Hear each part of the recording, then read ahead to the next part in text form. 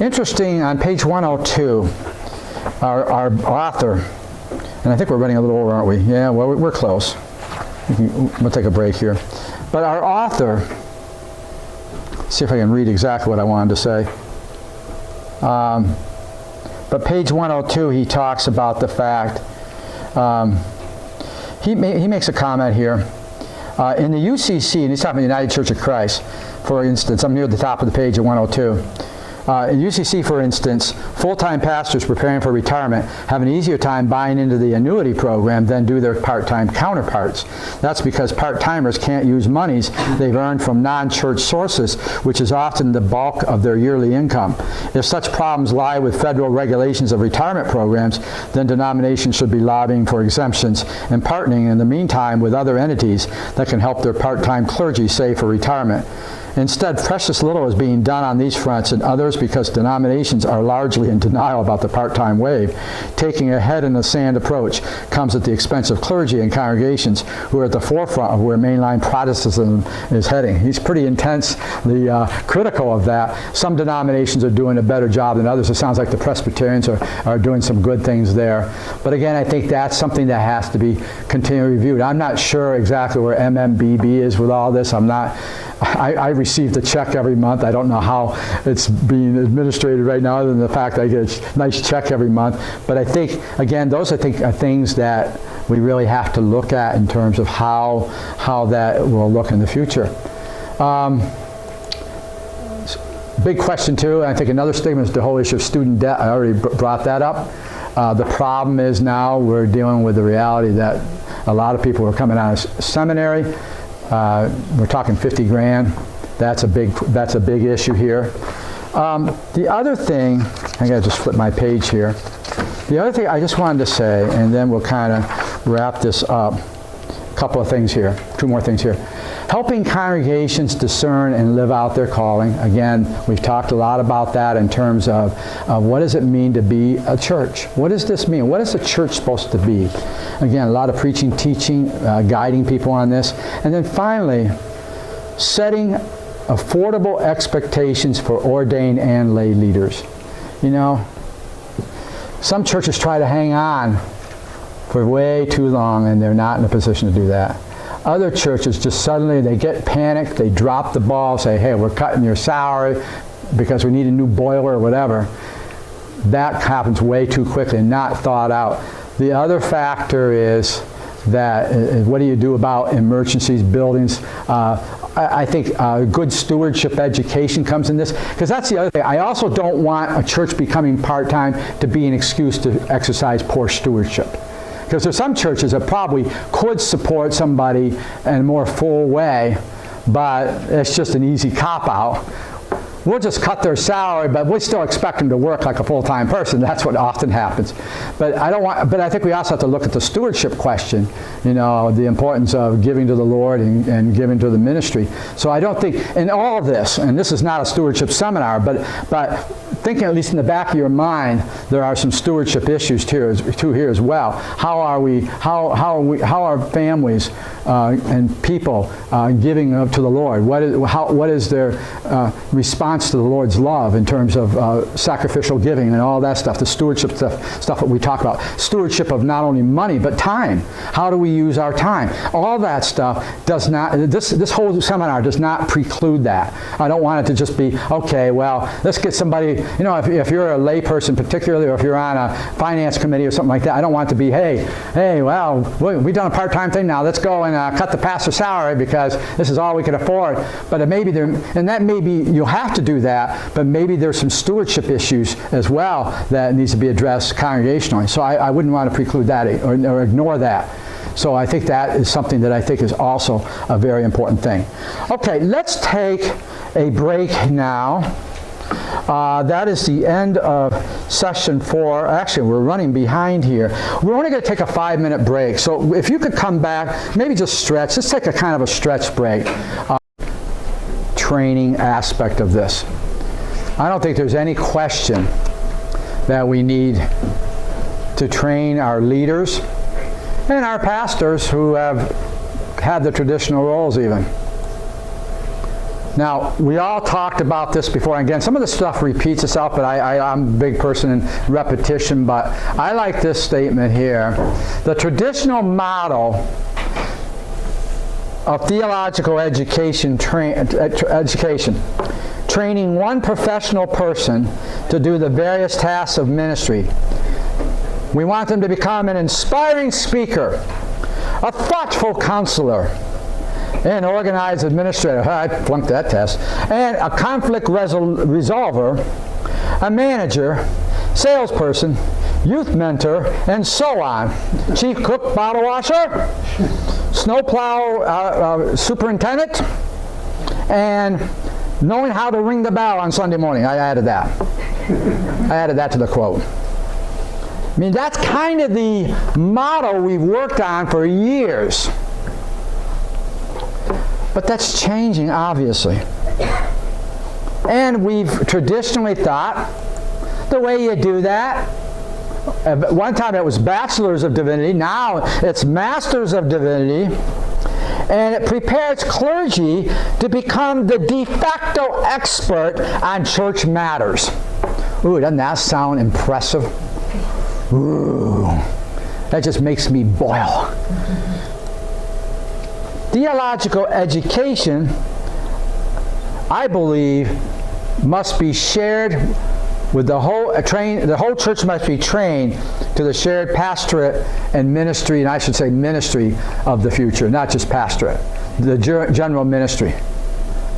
And I think one of the key challenges, and it's nice to hear somebody who graduated in 2020, that sounds like this is getting addressed at least in one seminary, in Palmer. I don't know the others, what they're doing. But seminary system is right now, historically was designed to train full-time students, but that's no longer going to work. And we've already talked a lot about the cost of education. You know, $50,000 student debt's not going to pay for a church that can't even pay $35,000 a year to even get going, and you might have considerably salary less than that in terms of being able to support. So again, but I think that the more we get back to the New Testament idea of the priesthood of all believers and the fact that we have shared ministries, whether it's pastoral ministry, whether it's the five leadership gifts that are kind of mentioned there in Ephesians, or whether it's the 1 Corinthians 12 model of the body of Christ, the different parts of the body, I don't think there's any question that theological training will be a must. Now, it doesn't mean you have to know by heart the institutes of Calvin's religion. You know, it's like you heard the old joke about the 5-point Calvinism. It's tulip. It's total depravity. What is that? You theologians. They have a flower called because Calvinism is a predestination thing. There's tulip with total depravity. What's you? Unlimited atonement. Oh, what's that? Unlimited atonement. Okay, you theologians, you can help me here. We don't have to go to the other tulip. Well, the joke in seminary was there was Calvinism that had the tulip as the flower, Arminianism, which is a kind of more free will, you know, that type of thing, you know, that free will, not the predestination thing. They thought Arminians had a flower too called the daisy. He loves me not. But that's just a seminary joke. For those who didn't go to seminary, you probably have no clue what we're talking about. That's okay. That's fine because we didn't either. I mean, I slept through that class. But anyways. I'm not saying when we're talking about theological training, I don't mean we have to get into Paul Tillich's writings and all this stuff, but I think there's a lot of training that can be done on different levels that don't necessarily have to be high academic training. But I do believe we need to challenge our folks more theologically and to be trained. I think the whole assumption. What happened here? Okay. It must really. Theological education must train the whole church to the shared pastorate of the future, and the seminary system is designed to. Okay. Again. The last thing here is cost of education. I got to go on my next slide here. I got ahead of myself here. Okay. So, anyways, theological training for lay people and biblical illiteracy must be confronted. I think one of the things I've noticed I think in this age of media, one of the downside of it is I do think there's a lot of biblical illiteracy in the churches, that we really need to work on biblical literacy. Basically understanding what the Bible is. What do we learn about the Bible? What are some things? I think training and helping the issue of biblical illiteracy. I also think the assumption that theological training is for pastors only needs to change. I think it's for everyone. I think we can all learn some things about what the Bible teaches, what our faith teaches, theological training, obviously in the context of Baptist distinctives, that kind of thing. These are all important pieces. And I think the whole degree idea, now Masters of Divinity, I'm not saying ditch it, but I think there needs to be different avenues by which you can get certified. So you might have a Master's of Divinity, but you might have a certification in a specialty of ministry. Now I know on the seminary level you have Masters of Education. You can do different things they have Masters of Theological Studies, they have different degrees. But I think there needs to be an expansion of different certificate programs that involve people in the pews. So there might be a certain focus, Master of Pastoral Care, Certificate of Pastoral Care. There's different things I think we can look at in terms of expanding that. Now here's something I think is important. And I love this quote from MacDonald. When responsibility for claiming a higher holy mission is protected onto the pastor alone, the people don't take ownership of the church's eternal mission as a divinely inspired witness and unique vessel of grace. It's not the pastor's church. It's our church. It's not our church either. It's Jesus' church. It's the Lord's church. And I think when we have that perspective, it changes things. Have any of you ever read the book, Who Stole My Church? Gordon MacDonald, a great book. If you want to read a great book called Who Stole My Church, worth reading. But the whole point, it's not our church. And probably one of the you're talking about, one of you were talking earlier about language, the part-time language, and again, I don't like that word myself. One of the mistakes I've made, and I continue to make in ministry, is say, well, let me tell you about my church. The reality is, it's not my church. It belongs to the Lord. And our churches don't belong to us. They're God's church. And that is something I think, that is something that we need to continually remember in our board meetings, and the decisions we make. Whose church is it? Remember the show, Whose Line Is It Anyways? Maybe we ought to have Whose. Good sermon title, by the way. I just thought of that. Hey, okay, guess what? Maybe I'll have to run with that someday. But I think it's such a simple concept, but theologically it is so important. It's not just the pastor's church. It's not even the denomination's church. It's not even our church. It's the Lord's church. And what does that mean in terms of our training, our understanding of ministry in general? Again, I think that's something we have to look at. All right. Now, let me just say this, and this is really changing the paradigm for laity, getting the lay people more involved in terms of lay training. Okay, but there's a clergy side of this, because we're still on that lay clergy dichotomy. Again, until we get over that and we become just the church, we're not quite there yet in many places. We still have this clergy laity thing. So what do the clergy have to do in terms of educating ourselves and training ourselves for this change of reality in our churches post-pandemically? Number one, ordained clergy definitely need training in this new paradigm. It's one of the reasons we're here this weekend and other opportunities. And that one program, a certificate in bivocational ministry or co-vocational ministry, I thought that's kind of interesting. They're actually doing a training over 10 months with that through Raynard's group. Theological education, and I think theologically what a lot of places are doing, especially doing on the mission field, is theological education by extension while the pastor is serving a church or a job. There's a lot of online programs now that they can take. That's beginning to happen. But I think that's the new model that we're working with, that it's not just going to the ivory tower there on the hill. Is this just for the pastor? Well, it could be for clergy too, but the laity too, but this, I'm talking mainly about pastors, or those who maybe are preparing for ministry, that maybe, or preparing the pastor, maybe they're already pastor and they have a job for a pastoral ministry. They can certainly be involved in some kind of extension program. That's happening more and more. There's one in the Presbyterian Church called Rebuke. It's totally an isolated type of area, so they have a whole thing of online stuff, and basically 90% of the students are basically online students. Yeah. Now, there's some loss, I think, in not being able to meet personally. I do understand that. I know some of them, what they're doing is they'll have an online course, but then you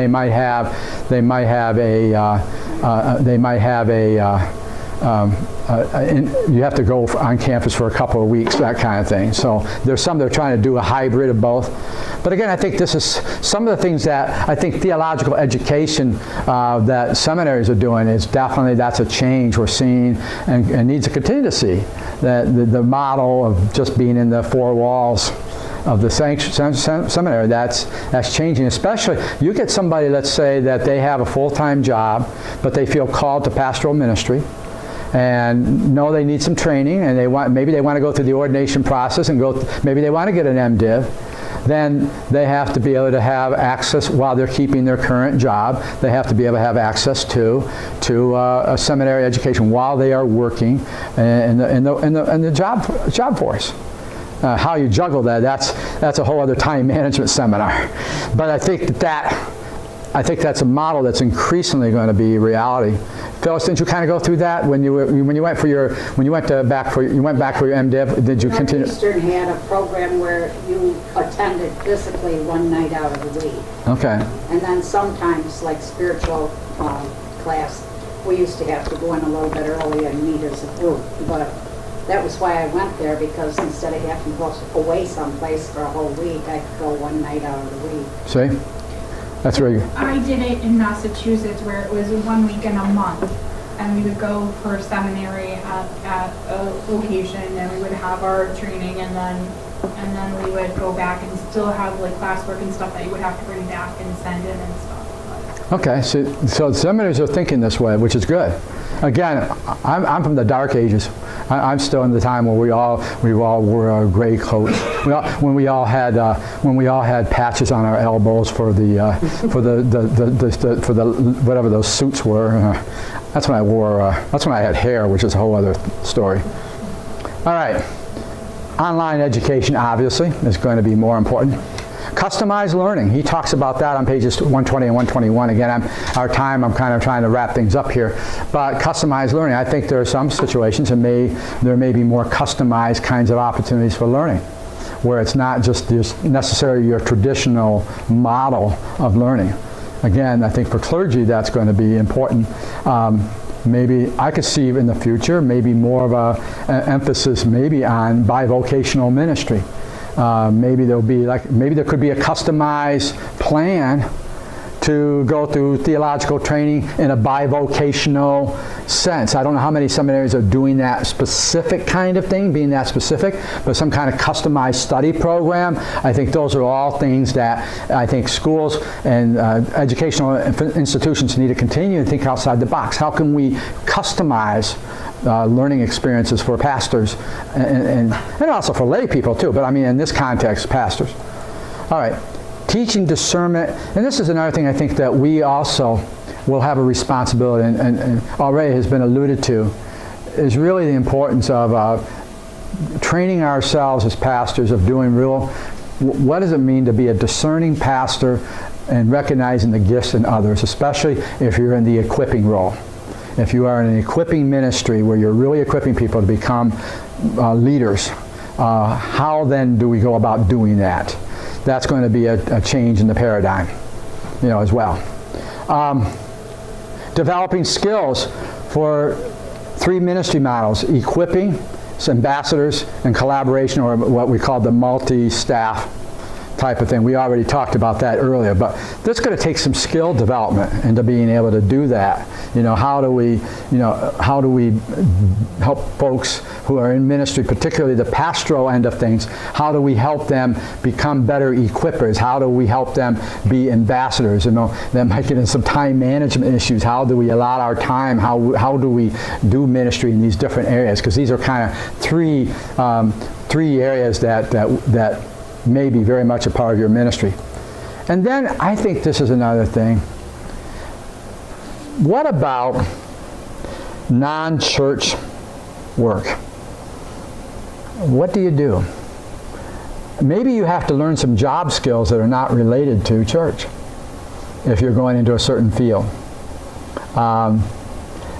And how do we enhance educational opportunities on this?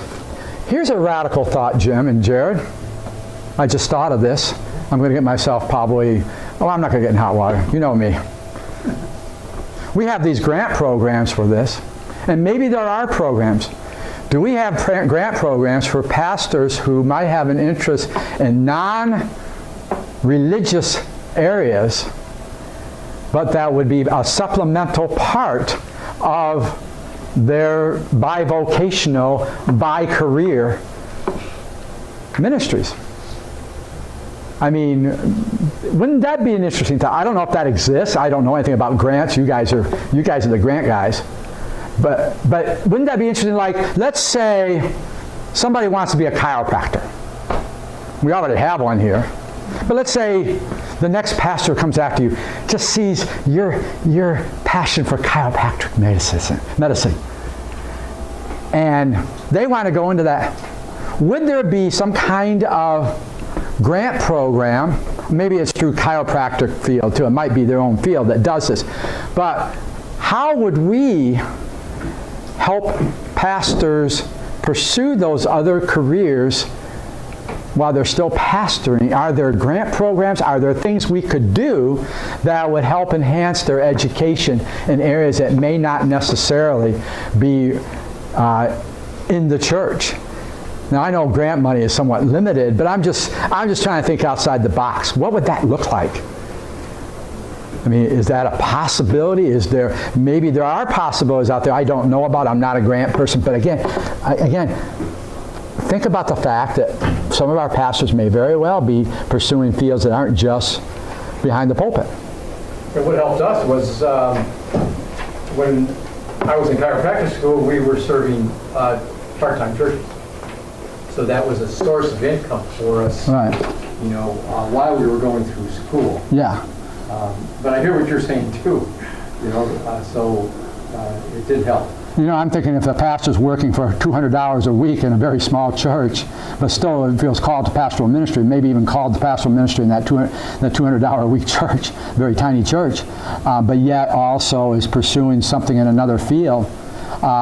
What resources, now there may be something in that field that could be a resource, but what resources would there be from the standpoint of our overall understanding of mission and ministry, where maybe through the pastoral call, that could be part of it in some of these situations. I mean, we have missionaries, if you think about it, we have missionaries for years on the mission field that are serving in multi-functions. And we support them, right? Well, I mean, I think of the Niles doing all that work. I mean, she's in the medical field, and he's doing all this agricultural stuff. If you know the Niles, Catherine and Wayne Niles, they've been active ABC missionaries for years. They're doing other stuff. They're not just doing the clergy kind of stuff. They're doing all kinds of work there. And in essence, we are supporting them on a bivocational basis, if you think about it, and some of the stuff that they're doing on the field. What happens if we were to do that in the context of domestic home mission and in our own society?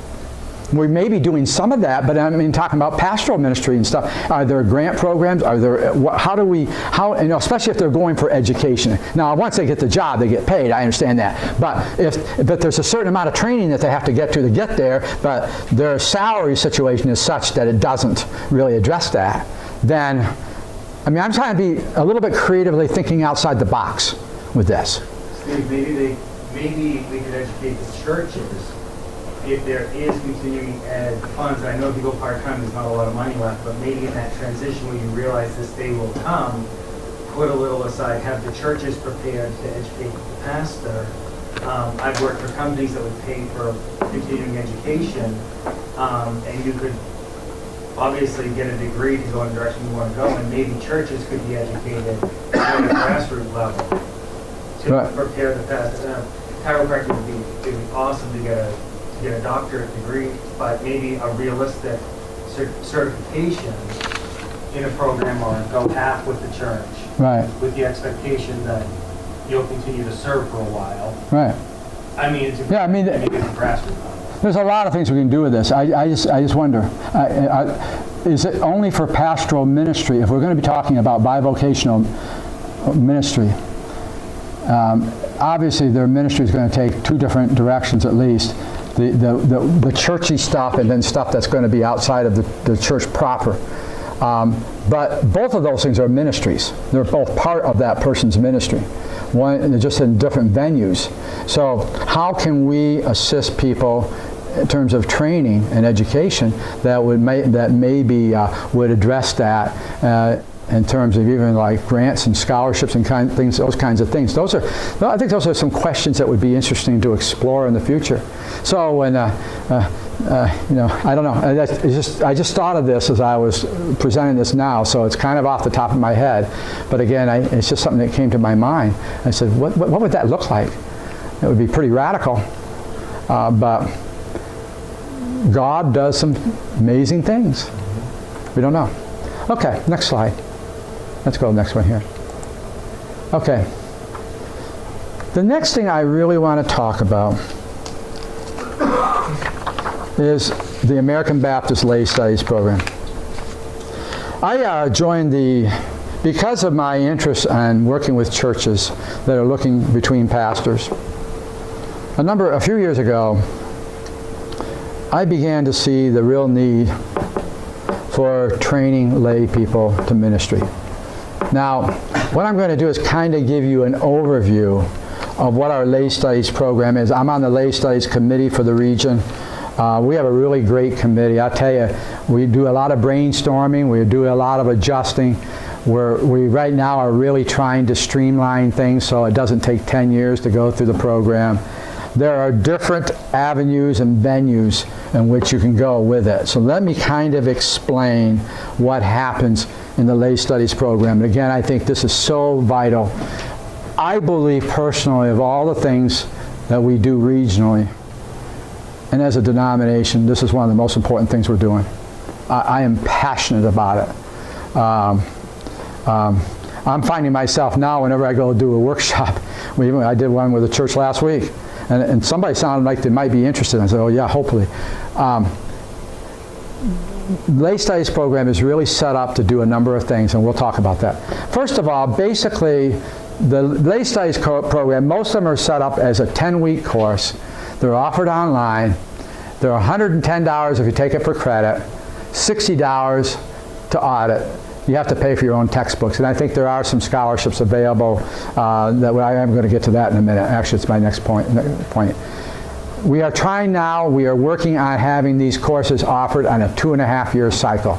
No longer do we want to be on the 10-year cycle. See, part of it was that a lot of times associations would sponsor some classes, and before we went online, you were pretty limited geographically. It would be hard to get somebody from Plattsburgh to come down to Elmira to take a Lay Studies course prior to Zoom. Or really, we went to GoToMeeting first, but I like Zoom a lot better. But before we did all that online stuff, now at first I hated online, I'll be honest with you. I'd rather have the personal contact. That to me, that to me is more. But the reality is, when you have 2 students in your association, and you barely have enough students in your immediate area for class, it's very difficult to have a class. I mean, and that person from Plattsburgh is not going to drive to Elmira to take a course. So one thing that's nice about the Zoom is that we can get people all over the state. So I mean, it can be from, and that's made some pretty enriching discussions. I have, in my one class I'm teaching now, I have somebody from the northern part of the state. I have people from the eastern, they're all over. And that's kind of cool. But we're trying to do, now that it's all online, we can do it on a more regular basis, and so forth. So I just want to encourage you there. There are scholarships available. Again, you can talk to regional staff about that. And by the way, a lot of the stuff I'm talking about here you can find in these brochures. You really want to read these brochures carefully, because there talks about the lay studies program, equipping the same course listing, which I'm going to go over anyways here. But again, I think that I think the cost of these courses are very reasonable. But if you need some help, I mean, there are some scholarships available. I know sometimes associations have scholarships available by association. There may be some monies there too. Or your church does. Your church may have a fund as well. Okay, now, with the lay studies program in New York State, it's not just to become a licensed lay pastor. I think maybe this is something we need to communicate better. There are 3 distinct things that can happen if you're taking lay studies courses. Number 1, option 1, just personal faith enrichment. Maybe there's a course that interests you. Well, and I'll give you a list of the courses in a bit. But you just want to be blessed. You're not interested in becoming a licensed lay pastor. You just want to learn. And maybe there's an interest for you. Take it. You know, we offer those courses for people that aren't necessarily going to become fully licensed lay pastors. They just take it for personal enrichment. We welcome anybody that wants to do that. Option 2, we have what's called a church leader in development certificate. We have, and this is really a person who they're not going to be necessarily a licensed lay pastor, but what they are going to do is maybe they're an active lay leader in the church, and they have an important role in the local church. They can take a set of courses that is for lay leader, church leader development, so that they can get a certificate on a local level of just being a lay leader in the church, and it's not really it's not the full certified lay pastor degree, but it's a degree that takes a certain set of courses that is for lay church development, church leader development. So that's option 2. Option 3 is take off all the courses, and you become a full-time, not full-time, you become a certified lay pastor. I tell you, I'm tired. My brain, full-time, part-time, it's kind of like that old 60 songs, you got me going in circles. I've been looking at the screen too long. But actually, I just wanted to see if you were awake. All right, but certified lay pastor can take all the courses. Now, the prerequisite for that is option 2. That's what you would take first. Then you can take those additional courses and get the certificate of being a certified lay pastor. And what usually happens, and what happens, is, and it's not all unsimilar to ordination. There's a whole process. It's on the region website, and Jim and Jared might be able to help me once I'm done with this part of it. But you would go through after you've gone through all the lay courses, you would take a field education experience. It could be in your local church or some kind of ministry. You would do field study, and then you would go before the committee of the ministry through the association, and then that gets passed on to the region. So it would be not all that unlike some of the processes for ordination, that you become a certified lay pastor, so you could actually pastor a church with that certification. But you go through many of the similar things you would for ordination. You know, you have to read your paper. There's a paper you have to present to the committee and the ministry, and that whole 9 yards, and so forth. So there is a process there, and again, that's all on the state website. But that's the third option. Here are the courses that are involved, that are actually offered. And again, I'm a firm believer in this program. Like I say, I'm passionate about it. Course in Basic Christian Beliefs. Basically Theology 101. Church Administration, one that I'm teaching now. The organizational aspects of church. What does that entail? then I call it the nuts and bolts of ministry. Just different things we do. I mean, again, it's kind of a crash course in that, because it's only 10 weeks, because church administration, it takes a lot more than just 10 weeks, really. But we kind of do an overview of church administration. New Testament introduction. Baptist heritage. Talk about our heritage as Baptists. What happened there? Why did that die? Ooh, man, why did that do that? It's the gremlins. Man, that's weird. Maybe because I talked about Baptist heritage, Jim. It flashed off. I don't know what happened there. Don't say the word Baptist. We're in the wrong place, I guess. I don't know. Worship. I'm really excited about the worship course, because that's going to be involved. That's going to be this winter, I believe. And if I'm not mistaken, right, it's in winter, right, Jim? I think we're offering worship. Yeah, I think it is. Yeah, and that's going to be taught by a person who's going for her doctorate in worship. Church worship. That's going to be part of her project of doing that, and really very capable. She's a worship leader at Odessa Baptist Church, which is a tiny little church in the Elmira area. And I know her personally. I know her family and stuff like that, because that's the association I was in. And that would be an exciting course to take if you're interested in worship. I think it's really a good course. And you can do that for personal enrichment even. Ministry through the small church, which I'm teaching in the spring. I'm teaching the 10-week course sometime in the spring. We haven't quite set the exact dates yet at this point. I've got to think about that. Church history. That's I've taught that. That is one of the most challenging courses I've taught, because you got to do 2,000 years of church history in 10 weeks. And it's like a marathon. That's one of those ones you're running full speed ahead. Christian education is another one. Christian ethics. That's a really interesting course, because it gets into the ethical issues of the day. How do we respond to them biblically and that kind of thing. So we look at that. Introduction to Christian counseling, just kind of counseling 101. The Old Testament, an introduction to Old Testament. Spiritual development. Basically, developing the inner life kind of thing. Really spiritual formation. What does that look like?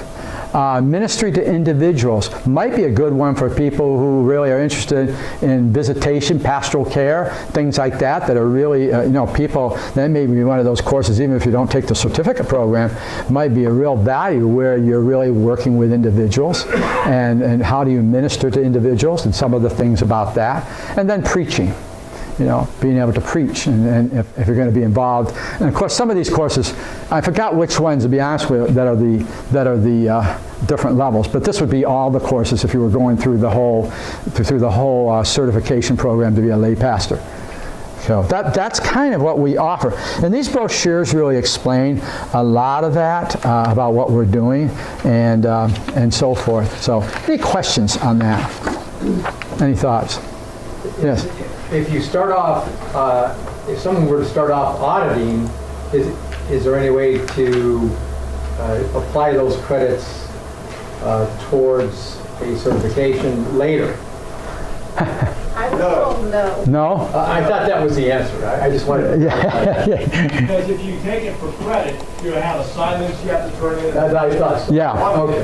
You don't have to do that. Okay. Yeah, you do have to have, but you're taking for credit, you got to do some work. Yes. Yeah. Yes, I thought so. If you went to Bible college somewhere else for credit, can you apply any of that to this?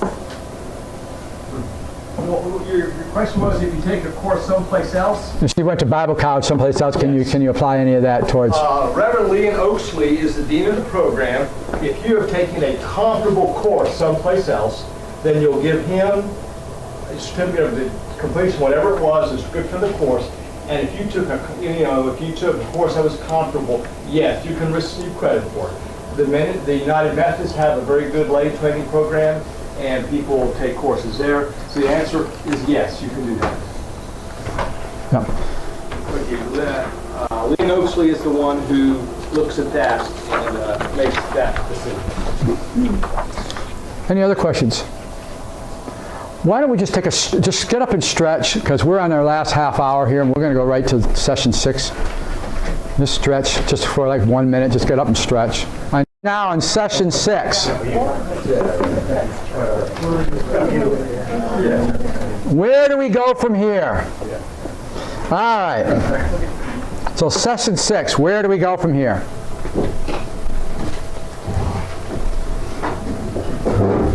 This is our GPS session. Of course, I always like when GPS tells you to go someplace and it's a dead-end road, but that's a whole other story. I want to just give you some concluding thoughts that hopefully in our sessions together, and again, I know we're just scratching the surface. One thing that's really hard about doing workshops like this, sometimes they raise more questions than they answer. But I hope that's at least helping you think of the questions, to begin to share that with your churches and begin to formulate some of your thoughts and reflections. But I think, as I think about what we've kind of learned and just some concluding thoughts, these are some of the things I was thinking about. I think part-time ministry does not have to be an unfortunate fact of life. I believe it can be a real opportunity for us. I don't think we have to get in a defeatist mode with this.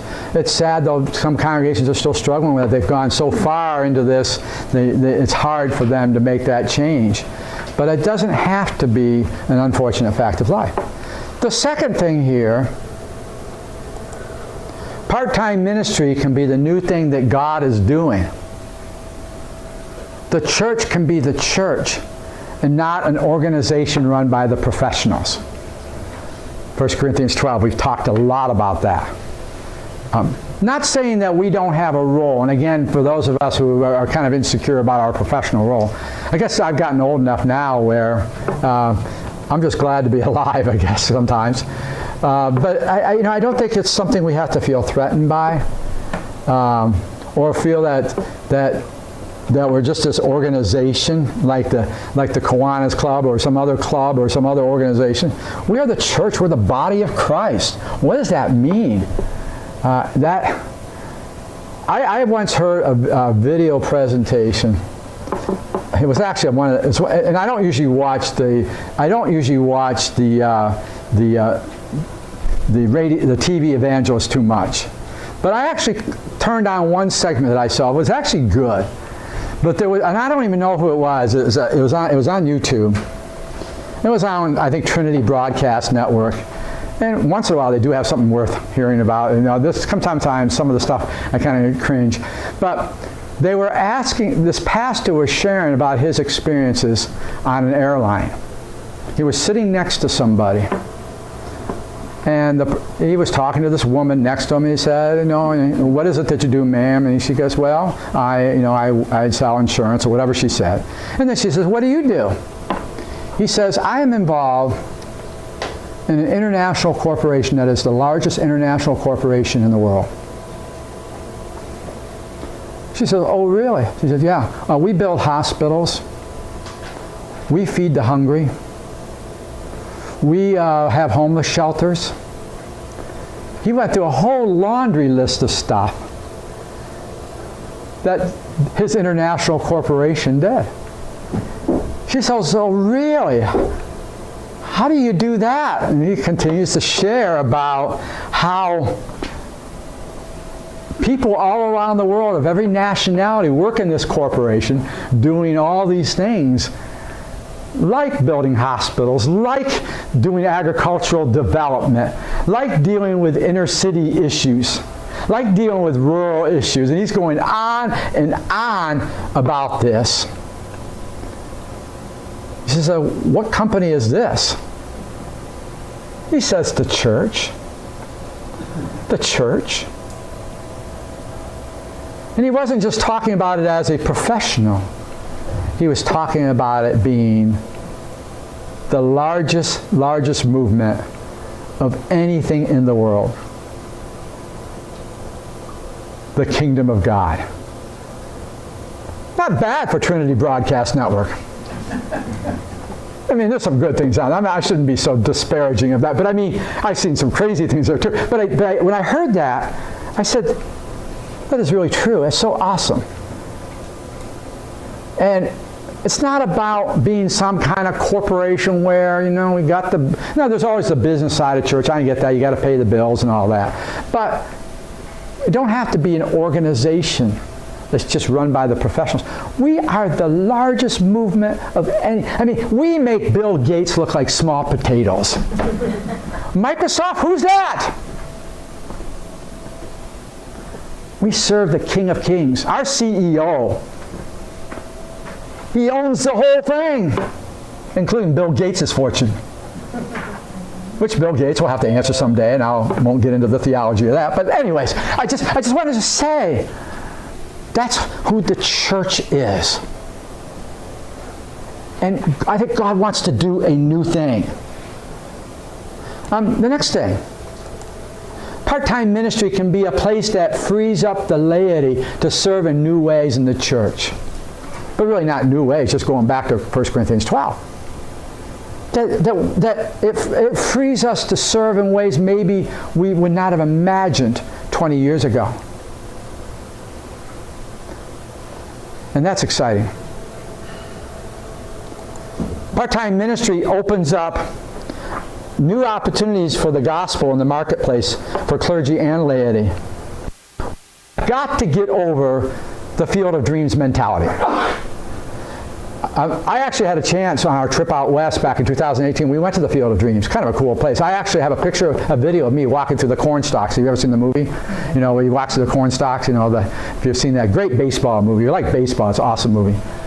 But there's a theme in that movie that says, if we build it, they will come.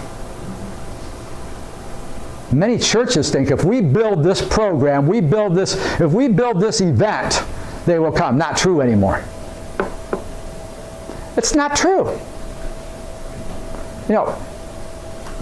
50 years ago, 75 years ago, you could have a revival in town, especially in a town that's the size of 200. What else can you do but go to a revival?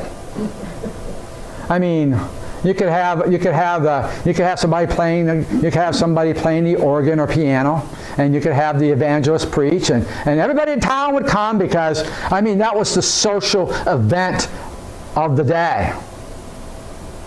Well, now most small towns have some semblance of internet connection. At very least, they have satellite TV. They can watch anything they want. And the thing is, just because we throw an event doesn't mean they're going to come. That's not an assumption we can make anymore. Not going to happen. I don't care. Because you have people say, well, if we just had a revival like we had 20 years ago, boy, they would come pouring in. Usually it's the saved that already come there anyways. I'm not saying that it doesn't help the saved, but it's not going to get people who are without Christ and without hope into the church, into the fellowship of believers to just be discipled. We have got to find ways of going where they are. And I think one of the exciting possibilities is what would happen if our pastors, as our lay people already are already connected in the marketplace and being the hands and feet of Jesus. Whether you're a school bus driver, a plumber, whether you're a chiropractor, whether you're working for the town or the city or the county or whatever that is, or the assistant mayor of a town. We have a mayor and a chiropractor here and a county worker. I don't know what else the rest of you do. But you could be the hands and feet of Jesus and all of that. That is exciting. And I think one of the things we can say to our people, if we have a pastor coming in here, let's say you're in the transition time of going up full-time to part-time, this gives our pastor an opportunity to be the hands and feet of Jesus in a place more than on just Sunday morning. Because he or she will be part of that movement of God in the marketplace. I see it as an opportunity if we understand this right. And so I think that's something we need to capture, to get excited about. Now, to say the least, another concluding thought. Part-time ministry will have its challenges. I think one of the challenges is accountability. And the whole culture that the pastor ought to do this syndrome, that's a challenge we still have to overcome. Many of our congregations aren't there yet, and maybe we're not even there yet ourselves, whether we're pastor, laity, clergy, whatever. But that's one of the challenges, is overcoming that culture. But hopefully, just by being here and by taking this back to your churches, beginning to begin to shape and transform the culture. And then the last thing here that I have, and then I'll just open it for questions for just a few minutes, because we have a few minutes, and then Jared's going to say some words. And I've said this too, the pastoral role is not obsolete. It's still crucial in part-time churches. Extending creativity does not sanction people to wander, and this is important, does not sanction people to wander from Orthodox Christian teaching. He talks about this on page 148. What I mean by that is, people are still going to need shepherding and guiding. You know, just because we're going to turn people loose to new opportunities for ministry doesn't mean everything is beneficial to the lifeblood of the church. It's going to still be important to teach and preach and to guide people to not just, people aren't just free to just run off and do whatever they want.